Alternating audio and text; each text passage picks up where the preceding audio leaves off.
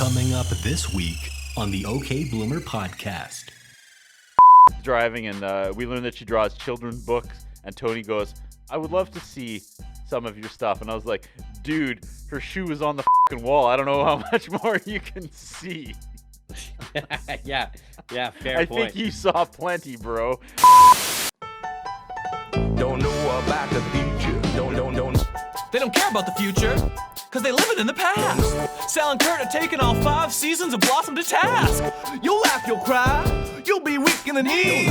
This show's got more range than Nick on the keys. Only gal in the house, and that's how she goes. One brother was a junkie, and the other one was. Weekly lessons coming fast in the Russo flat. Blossom's teenage girl problems are as big as her hat. So take your opinionations and make them shine. It's the OK Bloomer podcast, and it's about damn time. Don't know. Don't know.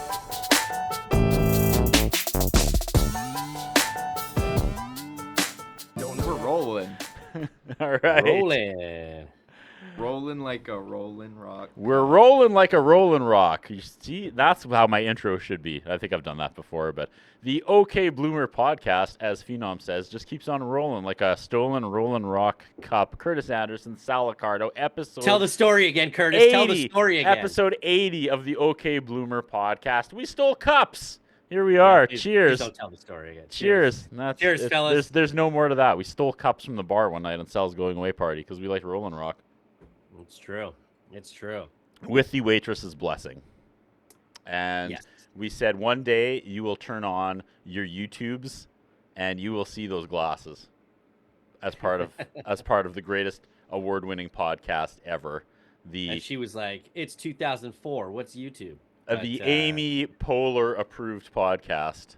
Right. OK Bloomer, as we crush every episode of Blossom and deep dive it in ways no one expected anyone to. Really dissecting the writing and the theories and the lessons given to us by this show. Most people just shrugged it off and went on with their day in 1993, but here we are 30 years later or whatever. We are dissecting every second of this show. We have a moral obligation to right the wrongs of the writing in 1993, and there is no better. There's a lot of wrongs. There's no two better people to do it than a couple guys here up in Canada. Also, I should note, it's minus 50 where I am right now, and I'm not even exaggerating. So that hum is the heater here in the studio. It's going to shut off soon, and then it'll go away, and we'll be okay. But I don't want to die, so I'm running some heat. This storyline is fire as we go to part 2. See, that was the best segue I've ever had. Sal, what's up? How are you feeling? We had some stumbles. Lately, but it's getting interesting again. It's starting to get rolling. The Rock is starting to roll here down the hill, and I feel like they're picking up steam. And I feel like things are starting to happen. Last week we introduced 2 new characters into the show this late in the game into Blossom. Mm-hmm. 2 new characters come in halfway through season 4, and it appears that they may or may not be with us for the rest of the series. I think Rhonda might be out officially, and now we have some Shelly action going on, and that's where we left off last week. We got a last time on Blossom at the beginning of this episode. So we need to tag in Phenom first. Let's do it. Let's tag him in. Phenom, we're running in place here. We're excited about this episode, and it's been a while. There's things to discuss that aren't just how did this go to air. Well, I'm excited. It's season 4, episode 14 today. Big Doings, part 2. Directed by Ted Wass, written by J.J. Wall. First aired on November 29th, 1993 to 26.3 million viewers. I had to double check that because that's a big number. Disney Plus says, realizing he is married to Shelley, Anthony opts for a real wedding. IMDb says, Anthony and Shelley decide to have a formal wedding. Six takes a pregnancy test. Buzz returns after divorcing Genevieve. Spoiler. Spoiler. Right. TVDB says, Anthony and Shelley discover they are married after a night of drinking in Las Vegas. Vinny proposes to Blossom. And IMDb calls this a top-rated episode. Wow. We don't even need to review it now. Those were just like a collection of the biggest spoilers ever in the I know. history of this It show. really just gave everything away. Yeah. Speaking of IMDb, just something I wanted to point out that's kind of funny. If you go, I don't know if you've noticed this, Phenom. If you go to IMDb and type in Blossom, Mayim Bialik comes up in the search bar before the show does. I did not notice this. Really? Yeah, she is forever associated with this character. I was suddenly annoyed by this 2-part being called Big Doings 1 and 2, and I just Googled it now because I'm like, what is the connection? And here we go. Big Doings refers to exciting, lively, or major events, activities. It is also used in modern contexts as a name for musical entities and a packaging company. So Okay. if you're a musician, you're like, I got big doings. That's like music slang for like things are going to happen with a packaging company. I don't know. This is I knew it had to be. My point was it had to be associated with music somehow. Because they expect us to know everything about like 1950s doo-wop. You gotta go into Blossom in 1993, knowing about the music history, because they're coming at you between Ted Wass and Rio, and it doesn't stop. And I feel like they need to do a better job of kind of preparing people for that. Because like no girl in 1993 watching this, and like 16-year-old girls are like, oh, big doings, yeah, oh, somebody's unboxing their new LP. I thought I'd feel better about connecting those dots, but I got angrier for some reason. Take it easy, Curtis. Take it easy. Big doings, big doings. You know what? You know what also is this is the second set of 2-parter episodes in season 4. Yeah. And JJ Wall wrote the first 2-parter as well. He's like the 2-parter guy, and I really gave him a hard time for the last 2-parter because it was not good. Well, spoilers, but I know that there's at least one other 2-parter in this season, so I gotta check if that's also JJ Wall. Crazy. Can you also check the switch for the heater, because it just shut off? I will. Thanks, Phenom. We're playing. There's a delicate balance here in the Dufferin Avenue Media Network, because in the studio a few weeks ago we were running the heater hard here in the dead of winter in Saskatchewan, and we blew the breaker. And we lost the first 10 minutes of the episode, and the whole block went black. The whole block went dark. It's like not happy with us. Not happy with the old Dufferin Media Network. I can't imagine. And everyone came out of their house annoyed because they lost power and their houses were freezing. And I was like, we're reviewing Blossom, okay? We're doing God's work. You guys can all be without power till the city shows up, okay? Like priorities. No one else. Right. No one else held that sentiment, but I can't imagine. But you know, we're doing important here, so get used to it. What's the first one through the wall is always going to be a little bloody. That's how I feel about us in this journey. They'll thank us. They'll thank us that they froze. You know, everybody, not just you, have to suffer for your art. Everyone in the proximity of the Dufferin Avenue Media Network has to suffer for their art. Okay, look, we get a recap. People might be pissed now, but they are going to look. History is going to look on us fondly. Okay. Yes, they will. Yeah. Okay. 6. Here's our recap. Yeah. 6 is 7 days late, and I couldn't help myself. I feel like 6-7, which is inappropriate because she feels she legitimately was sexually assaulted. But 6-7. I think we're the ones that are late on this trend here because I think that's past now. No, it's never. Dude, I work in arenas, right? Like we do all the hockey and lacrosse games. You put the camera on the crowd, still to this day, any kid under 12. But they're just juggling balls. Like they're I don't just get 6-7. I don't understand what that is. Yeah. I'm kind of at the point now where I feel like I can embarrass my son because I was telling him the other day, I was like, when I pick you up from school, man, I'm going to go up to all your friends and be like, hey, what's going on, kids? Like 8-9, am I right? 8-9. He's like, that's not how it goes. That's not what it is. Oh, no. He's aware enough to know that, like, dads are not cool. That's a harsh one. Yeah. Yeah. Yep. Yeah, and also Anthony gets drunk and marries some girl. That's the recap. I didn't even catch her name was Shelly until like halfway through this episode. But anyway, We're into the They intro. may not have said it. They may not have It said it. until the asks end. if I want to skip the intro, and I do not. All right, and just one after the other. Corel Draw Phenom with some. It's just some killer sex, bro.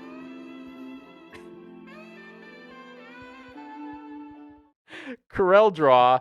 We're back in the hotel room, and we were off to such a good start. This may have been the strongest 5-second opener ever in the history of Blossom. So we go to the hotel room with Anthony and Shelly, and Shelly's looking for her shoe, and it's on the light on the wall. Yeah. I wrote, Anthony, marry this girl for real. Like, that is wild. Your shoes ended up on the wall. Like, that was a wonderful, wonderful little joke. Yeah. They say maybe the marriage wasn't consummated. So now we've got 2 characters in this episode that don't know if they've had sex or not. I guess 3. And whoever It's may have been with very- 6. We just we come up with one idea and then we use it for like 2 plots in every episode lately. Like, I was gonna do the amnesia thing. Yeah, it's the JJ Wall way. There was a funny line where Tony would like look around when she said that. She was like, "Well, we don't know if." He was like, "We don't know if it was consummated or not." And then Tony like looks around. He's like, "Well, every sign points to consomme." I thought it was a pretty funny joke. Pretty good. That's a good Anthony joke, right? Yeah, totally. I really like Anthony in this 2-parter. Like, they really gave him something to do. And I feel like it's one of those rare, we have thrust him into this situation that is a very un-Anthony storyline, but he's actually reacting as Anthony would. You know? He's still kind of like Anthony about it. He's not like, but did we? Could we have? Like you would expect, right? You know, you could see Rio behind the camera, bigger, swashable, whatever his name is, Schilling Schnauzer. What's his last name? What? Stoyanov. Yeah, that guy. Yeah, bigger. You gotta go bigger, like Tommy Lee and the Shandells. Big. Anyway. What is going on this week? I said, I like this character. Like right out of the Shelley? gates. Yeah, I like Shelly. Yeah, they did a good job of like, I mean, right away you can tell they start meshing, like they start getting along. I think she's an interesting character for this show. Like for real, like a good addition. Not just for diversity, like good. Yeah, Rhonda and Tony were dumb. Yeah, on the whole every Rhonda level. thing was not. Yeah, I mean, she was way too hot for him, and that was how it was written. But it was like she was always the one worried that he was going to leave her, and she was always jealous of him, and it didn't make sense. But like this one makes sense. This is like the kind of girl this character would be with, like just personality-wise, right? Right. So yeah, they did a good job of finding someone that meshes with the Tony character. They play off each other really well too, like the actor and actress. I thought they did too. Yeah, I did notice that. She says that they both discovered that they're from LA, and she's like, "Yeah, I kind of figured you have that laid back, healthy, semi-dumb LA thing going on." And she's trying to get a hold of her ex-husband to get their flight details back to LA, and she can't get a hold of them. So that phone though, Sal, that phone. That phone just took me back. Right? Yeah. The old I feel 90s. like those phones were still in hotel rooms not too long ago, but it must have been for 15, sure they were. Yeah. 15 years. I don't know. I'm trying to think of the last time I saw one of those phones. Yeah, maybe. I don't know. I haven't been on the road as much for work lately, though, too. So I mean, probably more recently than you think. Yeah. So yeah, Tony offers to give her a ride back to LA, and then they decide to go check out Hoover Dam on their way out for their honeymoon, which was kind of. I legit thought this is a huge, like, this is gonna happen in a sitcom, wacky storyline that has 0% chance of really ever happening, and these 2 actors did a really good job with it. We haven't had a victory like this on this show in a while.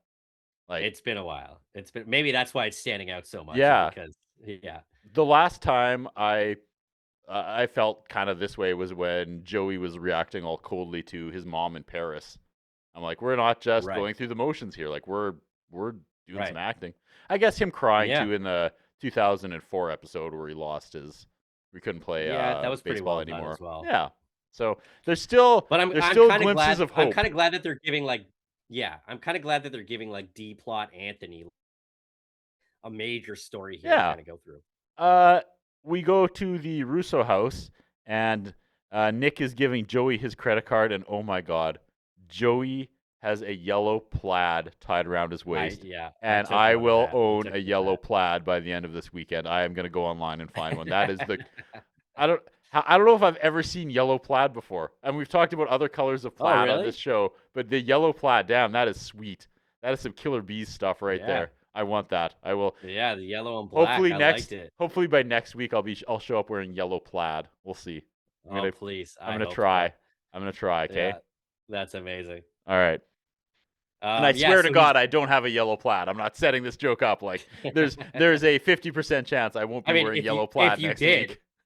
If you did have a yellow plaid, you'd be wearing it right now. It's true. 100%. He's gonna take off that sweater, and it's a yellow plaid underneath. Yeah, totally. Is that what's happening right now? No. Oh, damn it! Come on. If it was though, you know what I'd want to hear. If I'm gonna get undressed, you got to play some. It's just some killer sex, bro. We got there. We got there. I love how we're just slowly turning into shock jocks. Just like, yeah. No. Yeah. Womp womp. Okay. You guys need to send me more sound effects. I can set up a whole board. I think we're maxed out on the effects. We got to be a little quicker on the draw then. Because I just saw you can't handle 2, so I don't know. I'm joking, Phenom. You're doing a great job. To be fair, I tune myself out sometimes, so. Okay. Nick invites Blossom to go with Carol and Carol's daughter to the zoo, and Blossom says, hell no. And Nick says, this one isn't going away. And I like that line because that's very Nick Russo being self-aware of what this character is. You know, I wonder if Ted actually wrote that line for his character, because he maybe. I have done nothing but plow through women that don't even have names on this show. So that feels like something he would, and they've addressed that too. You know, Blossom has called him out for having a million girlfriends he never sees again. So I thought that line was very, again, I would bet Ted came up with that line of like, this is what the Nick character would say to address this, because it doesn't seem like a regular line for Blossom. It's a little too like well thought out, if you know what I mean. Right. Yeah. No, that's fair. That's fair. Yeah. I said I love how they are setting up the final version of this show. And Sal, as if I'm not reeling enough from all the changes, the doorbell rings, Sal. Yes, it does. Oh my God. It is Buzz. We have been wondering where Buzz has been all this time. He is back, shows up at the door. Blossom asks where Genevieve is. Nah, she's in Paris, and we're divorced. So there goes that. I thought the audience could have cheered. I cheered when they opened the door and it was Buzz. I was not expecting that because I was not expecting that either. This episode has just been a roller coaster. Like right? This episode has energy we have not felt in this show for a long time. Of just like everything is happening at once that makes sense. Yeah. Instead of like opening new doors that don't make any sense, they're like, like thank you, Buzz is back, and they actually comment that he's been gone for so long. Yeah. So good on them. You want to talk about making sense? Let's get to the next scene, Curtis. It's the ATM. Well, hold on. Did you hear why he hasn't been there? He was like, he's like, I've been in Paris and blah, blah, blah. And actually, last time I left the house, your dad changed the locks. Oh, yeah, I heard that. I was like, that's awesome. I was so happy with that. And then, what the hell's Joey going to do this week? Oh, my God. He's not sick anymore. What's going to happen? Like, that's the other thing. It's like, didn't you have a fever yesterday? Like, so, he goes to the ATM. And there's a woman nervous of the man standing behind her, and he's all like, relax. He's like, whatever, you're safe. You can trust a guy in a teal hoodie in 1993. Yeah, and then he immediately robs her. And then Joey strolls up idiotically, like just openly talking about how much money he has. And he's like, yeah, I like to spread it around and go to like different ATMs so I don't get all my money out at once. But then I guess Joey knew that the guy was robbing her the whole time. And then the guy turns, points the gun at Joey, and Joey punches him out. Like, what the fuck is this? Normally, I would have hated this, but I was just like, yeah, keep coming with this stuff. I love this. Joey, yeah. All right. Joey is no longer an idiot. He's like a criminal mastermind manipulator. He gets this guy Yeah. into a lull. He lulls him into a sense of security that knocks that bitch out. Just one punch that was about a foot away from his face, but we'll forgive Yeah. it. We'll forgive it. I don't care if Joey Lawrence can't throw a worked punch. He knocks this guy out. Teal hoodie takes the dive, and and I just want that yellow plaid so badly. So good. So And good. then it just keeps going. Like there's no rest. Where Tony is driving Shelly in the ambulance now, Yeah. and Yeah. he's like, it's off work. They don't care. I can just take the Right. ambulance out. Yeah, I can take this all the way to. Oh, you were cutting out. I didn't hear that. I'm gonna Ah. acknowledge it this time. Take another run. Uh-oh. No, I just said, yeah, he's going to take the ambulance all the way to Vegas. So during this conversation, they're like, it's just more of like them really hitting it off. And it's like, they find out that they bond on certain things and whatever. I don't know. I didn't really take too many notes on it. It was okay. Yeah. Yeah, he's driving, and we learn that she draws children's books. And Tony goes, "I would love to see some of your stuff." And I was like, "Dude, her shoe is on the fucking wall. I don't know how much more you can see." Yeah. Yeah. Fair I point. think you saw plenty, bro. Then the scene ends where she looks into the horizon and goes, "Far out." Yeah. Normally I'd hate it, but I'm on such a blossom high. I'm like, yeah, that is awesome. Wow. All right. Awesome. Turning Let's it go. around. I loved. Okay. Sorry, I'll save it. No spoilers. We get Okay. 80s piano and Corel draw. And oh yeah, Blossom and Six. I totally forgot about these two. Right. Yeah. Right. This is like the D plot this week. So yeah, they're sneaking her into her room with the pregnancy test. Six bought so much other shit to cover it up. Yeah. She's walking in with like 3 bags and like, oh, I think it's under the eggs I bought. And then she's like, well, how am I going to get to the bathroom without anybody seeing this? They So also then- missed a pregnancy eggs joke. I thought that was right there, and they don't go Oh, for it. fair But enough. yeah, keep going. Yeah, fair This enough. is funny too. This made me laugh.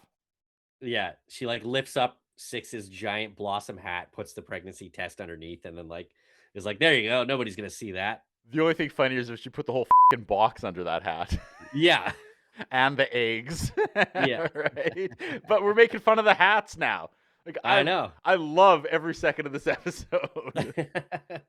It's like it's like Rio was like, I don't care, you guys write your own scenes, and they're trying to outdo each other in their limited amount of time. Like Yeah. everything is landing this week, Sal. And then we get Kent Shockneck reporting the robbery on the news. You want to know some wild Nick is- trivia? You want to know some wild Yeah. trivia? You may Sure. have you may have come to this. I may be ruining this. This is a What? real name. Oh no, I know. Yeah. Okay, sorry. Yeah. I was like, who is this idiot? And I know that's your shtick, but he looked familiar, and it was such a dumb name. I'm like, I got to get to the bottom of this. This is a real Yeah. name. I'm sorry. Kent Shockneck. Yeah. Yeah, so he's reporting on the robbery. Nick's watching it with Buzz. They're calling Joey a hero, and then Buzz is like, yeah, he takes after me. I would have shot the guy, though. And knowing that man was in the war, he probably would have. That's true. That's true. If you missed our Christmas episode, go back and watch that. We deep dive every single actor and actress and get to know them as people. And yeah, this dude, this dirty old man character was fought in the war. Shout out Bernard Hughes. Yeah, Shit. hell yeah. He's so Shout much out. more. He's so Shout much out. more than the dirty old man from Blossom. So much more. Yeah, but yeah, that's funny. It's a funny. They're like right back to this. They're sitting on the couch, and Buzz goes, obviously he's not a Russo because he's brave and does things. Yeah. Yeah. And then yeah, I would have ended him. I would have shot him right there. Tony and his wife Shelley come in. He starts quoting Wyclef Jean and sings "Michelle, ma belle." Is that what happened? Yeah. Oh, yeah, I noticed It's that kind of cool. Buzz instantly started hitting up Shelly. Yeah, they got Yeah, married, and Tony's like, we don't remember it because we were drunk, and it ends with, we're in love, and we want to get married again for real here in the house, and we want to do it Sunday, and it's Shelly's birthday. yeah. There's just like a whole bunch of information flying at Nick right here. Yeah. Yeah. And then Buzz wants to see the $10,000 that he won. Yeah. They actually landed that. They like spewed so much information in 25 seconds, and normally they would just go to Corel Draw. But yeah, they put a nice little bow on it with buttons with Yeah. Buzz's line. It was like, this is Yeah. everything is working. This episode can do no Right. wrong. 6 comes back, Yeah. she got a white dot, but then they threw out the box and she flushed the instructions, so they don't know what the white dot means. Yeah. I thought this part was like so far-fetched because Blossom was like, oh no, but the trash has already been taken out. Yeah. So now we can't find the box. So she decides to call the store saying that she's blind and can't read the back of the box. So she doesn't know what each dot means. But then how would you see the dot if you're blind anyways? Yeah, anyways. So she's waiting for the answer and you can't hear what's I would not want to try to pee on a stick if I was blind as well. yeah, right. Just saying. So we can't hear the answer on the other end, and it's like super dramatic. And then they find out it means that she's not pregnant. They both scream, and yeah, I don't know. Like They scream and the audience is silent. Yeah. Yeah. But she doesn't know if she was pregnant or if she even had sex in the first place. Yeah. Which was like I don't know, man. feel they wrapped up the worst storyline yet on this show as best they could. All right. There's That's so much fair. more going on in this episode that once again that the worst plot ever gets a pass. And we just moved on. I'm like, I'm not even going to dwell on this because I'm in such Yeah. good headspace And with this. the We good got part out of about it it. is they actually did kind of move on from it. Like it's not brought up the rest of the episode. So Well, to be fair, maybe this happens a little later. Nick's trying to give Anthony advice about marriage, and it's funny for a number of reasons because his marriage failed and he does Yeah. nothing until last episode but bang a new girl every week, and also just drinking a beer in front of Anthony. yeah, I noticed that too. After Yeah. he fell off the wagon last week. He's just giving Right. his son Not last week, last night. Last night, that's right. Sorry. Yeah. He's giving his son the gears about what's what, just drinking a beer in front of him. Yeah, I noticed that too. Dad of the year right there. Yeah, and then Buzz comes in and he's basically like giving his blessing to Tony, and he's like, "Oh, you want to talk about like an impulsive marriage and the predictable result?" And Buzz is like, "Yeah, well, whatever. Like it ended, but I wouldn't change a thing about it." And then that's when Tony accepts. He's like, "All right." He's like, "If you're sure about it, then that's cool." And then we go back to Blossom's room because we're not quite Yeah. done yet. And this is they got a hold of the guy Six passed out with, and he Right. says nothing happened because he passed out before Six. And I was Right. thinking, if you can't trust the word of someone you thought that may be a rapist, who can you trust? Right? Well, that's true. That's know, true. They're just on goodwill at this point. They called and he was like, I didn't do that. And Yeah. they're like, good enough for me. The only thing that I did like is at the end of the scene is Blossom, like it's so casual, but she's like, "You need to cool it with the drinking." Like, Yeah. yeah. Like They- they finally addressed it. They Like, closed that out of nowhere too. And I was Yeah. like, damn, good job. I never even thought Yeah. about the Six being an alcoholic coming into this, how we got here. And that actually makes Right. me like, I see now what they were going for with that storyline, even though they Yeah. fumbled it horribly. Like when they ended it with bringing it back to her drinking, which was something we've been begging for them to acknowledge for the last 6 episodes. I was like, okay, they could have brought that up in the first episode, have been like, Six, this is what happens when you get blackout drunk. Because at least right. there may have been more of a queuing up of a lesson there. I just Yeah. hated the way they were just so casual about, well, I'm late. I was probably assaulted. It just Yeah. was so, they needed to flesh that out. And had they introduced this as the reason, it probably would have been better. So if I can go back in time and redo last week's episode and how angry I was at it. I could see where they were going. They just fumbled it. Okay. They go Right. downstairs Right. and it's a wedding. And okay, I didn't look him up, but this priest has to be one of the writers or something. He just has that look about him that he's oh no. Not a writer, but he has been on the show before. And he He's an comes back actual again. actor? Okay, we'll get to it. Yeah, he's For an just actor, some and reason he's- that guy popped out. I was like, that's JJ Wall's like gardener or something. Like, I mean, it could be for all we know. okay. Yeah, it's the wedding in the living room, and then Shelly's dad's walking her down the aisle, threatens Tony lightly as he's doing it. And then this part was kind of funny. It's like close-ups of all the characters while what the they're thinking. ceremony's going on, and then shows what they're thinking. Did you track any of it? I didn't until I got to the shot of Carol with Buzz behind her. Yeah, Because I mean, paused it because I'm like, he's staring at her ass. yeah, And then I followed through and listened, and that was where the joke went. But it started, and I didn't think that's where it was going to go because it's Carol and what she's thinking. It's all about Carol. But a little out of focus behind her over the shoulder, you can see Buzz Yeah. just looking Yeah. down at her, like clearly looking at her Yeah. butt. And then when it goes to what Buzz is thinking, he goes, "Yeah, I wonder what Carol's wearing under that dress." I'm like, okay, they did Yeah. go there. And if that's gonna be the dynamic now between Carol and Buzz, Oh, jeez, yeah, yeah. I'm not Yeah. against it. That's Buzz something is for the just trying Buzz to, like- character to do. If he's just trying to hit her up the whole time. But yeah, I thought like the back and forth with like when it kept going back to Shelly's dad, where he's like, there's 23 million black men in the world, which is like, all right. But then he starts listing off like Shaquille O'Neal's single, Wesley Snipes is single. Yeah, Carol's like, a year from now, this could be me and Nick, except I would never invite the ex-wife. And that's when I realized that Maddie's there. Maddie And is then, there, yeah. Yeah, Did you get you, Buzz going. You get Buzz going, man, I wonder what Carol's wearing under the dress. Did you notice Vinny's thoughts? Yeah. Good Catholic Vinny that Yeah. wants to respect Blossom and wait till marriage. His thoughts are basically like, I can't wait till I can jump on Blossom again.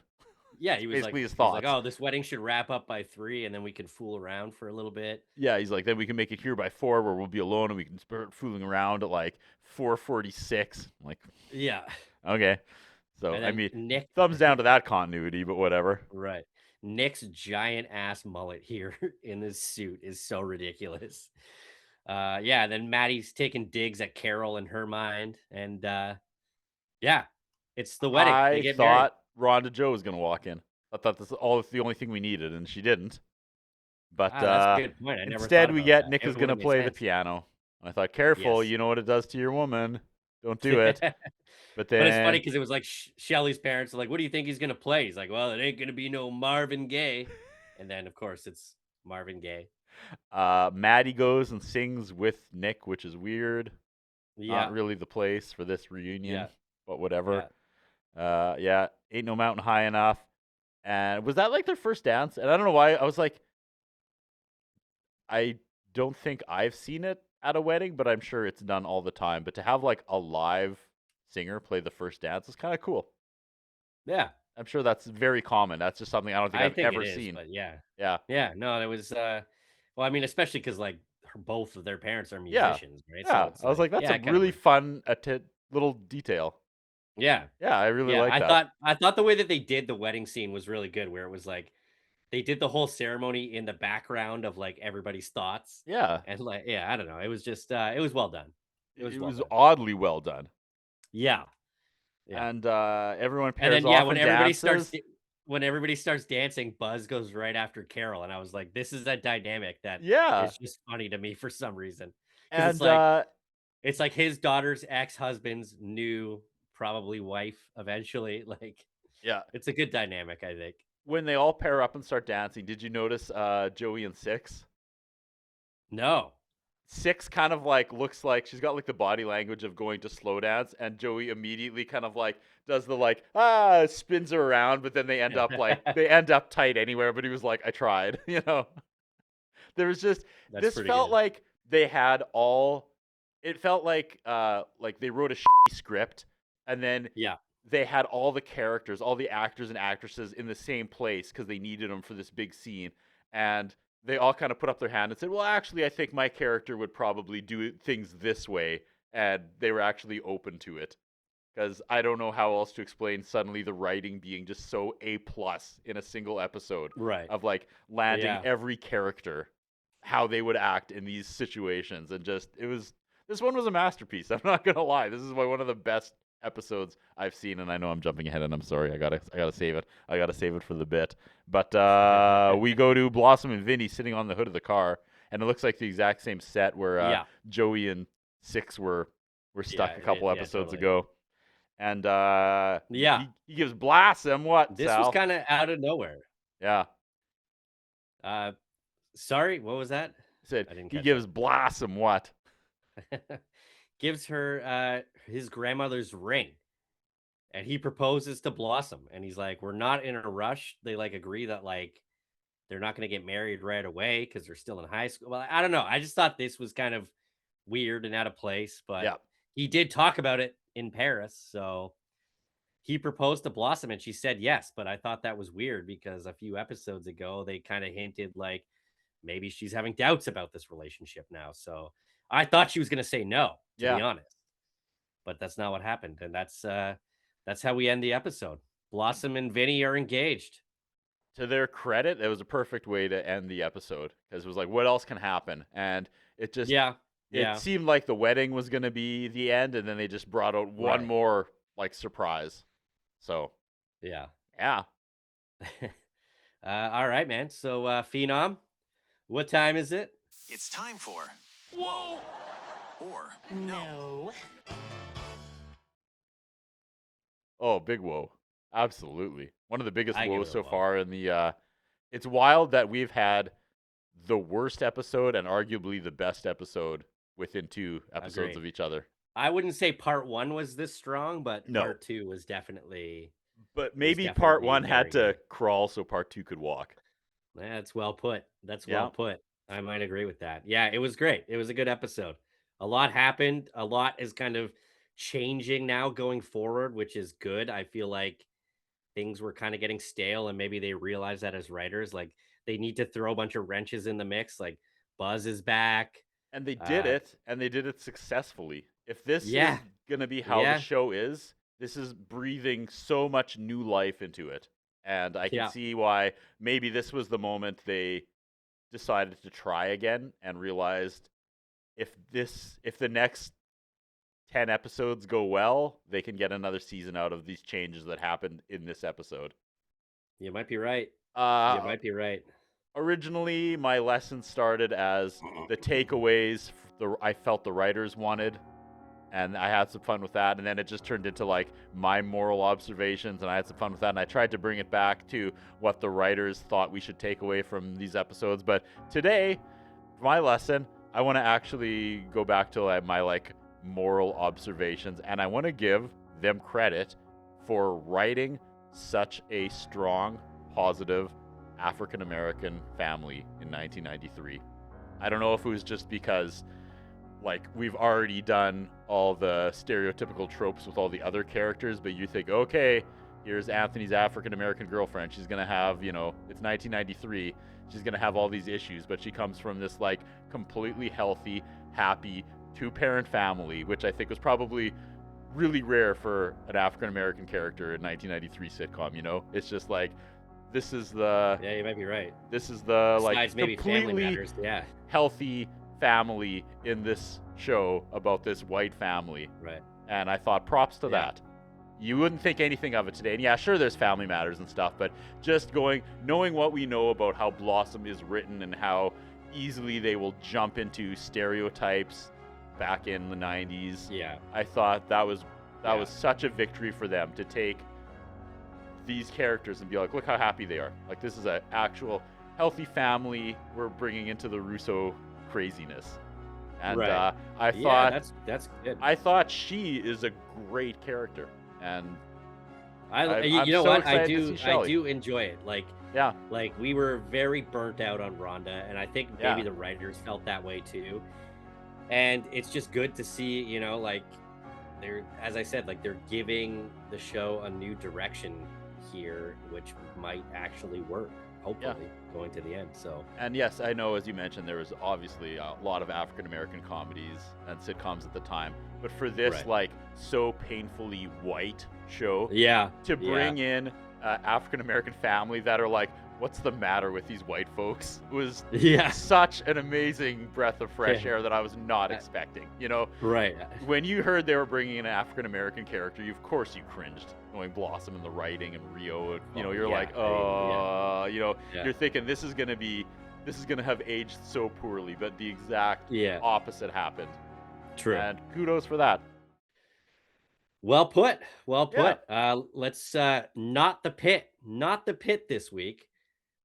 Ivory Ocean played Shelley's dad, and his name is credited as Carl Lewis. Why the did they name him Carl Lewis? They didn't give the mom a last name in the credits, but his name is Carl Lewis. They're still fighting about if she's gonna take his last name or not. Yeah. So he comes back for one more episode Really nice. later on. John Apicella was the minister. He comes back in season 4 once more, and he previously played Mr. Fisher in season 1, episode 9, Tough Love. What, now that I think about it, how you said, like, is he a writer or something? Was he the principal early on that was like the cool and hip guy? That was The like, priest? yeah, No, because he no. played a The- character named Mr. Fisher in season 1. He And I'm may trying have to think- been. He just looked so like every kind of chubby, bald guy from the 80s. Oh, okay. And he did not. When you're casting, I thought for sure, you know, there's the priest look, and this guy just Right. did not have the priest look. So I assumed it was a writer or someone that had worked behind the show, because it was such a like, this is the part they would give to someone who just wants a cameo, you know, like. You know, but for sure, because he didn't look like an actor. He's not who you think of when you think of a priest, because he was just kind of slobby. Yeah. That's he looked like a slob. That's what it was. So this is like a writer or a producer that they're like, oh, it'd be funny if he was the priest. Get him out there. But apparently not. He's an actor. All right. Yeah. Swing and a miss, Anderson. In the pit this week, Elena Reed Hall played Esther, who's Shelley's mom. Mm-hmm. Kent Shockneck played himself. And he was an actual like CBS reporter, like long time didn't go that CBS far. reporter. Wow. Yeah, and he has actually a lot of acting roles to his name too, but a lot of them are just him as a reporter. Mary Pat Gleason was the woman getting robbed, and John Mariano as Dave, and I'm assuming he's the robber. I've seen her in a bunch of sitcoms. Yeah, so have I. Yeah. Yeah, She was on like she's- Full House. Yeah, and, every like, she's been in, like- supermarket you find her. Yeah, exactly. Yeah. She passed away a few years ago. Oh, crazy. Yeah, so no, Yeah, no longer acting, but yeah, that's the pit for this week. That's all I got. She's acting in that show that we talked about last week that died as well. Yeah, the one with Faye Dunaway. Yeah. Yeah. What a callback, Curtis. Woo! We're back All on right, track, take folks. us- I'm excited again. We All right. we stopped, drop, and rolled. We're not on fire anymore, and it is cold Love in the it. Dufferin Avenue Media Network. So I'm gonna go turn the heater back on, see if I can kill the power to the block again. Yeah. Good times, folks. Awesome. Phenom, where Good are we show. going? We didn't do that yet. good Did we? hang. Next week, Yes. We did not. we're going to season 4, episode 15, Copycat. Ooh, that sounds dark. It's All about a right. skinwalker. Buzz isn't really Buzz. They Oh, walk in and please. Buzz is taking Oh, his face please, off. I hope I would so. love Taking that. he's taking his face off in the mirror. Grandpa, We- what are you doing? Meh. It's Jonathan Schmock. Yeah. Oh my God. Yeah. Grandpa, have you always had 6.5 arms? Love it. Yeah. Phenom needs some sort of like intro music now. That's the next evolution of this. It should just be like, yeah, the Undertaker's bell. Go. Gong. Like ominous church bell going. Yeah. Love it. All right. It's put something time together. for Phenom's thoughts. Hi guys. Hey guys, after I the got the Undertaker's synopsis theme. for this week. We'll work on it. We'll rest in Phenom. We'll be some sort of Undertaker. Nice. All right. Well, All right. Bye everybody.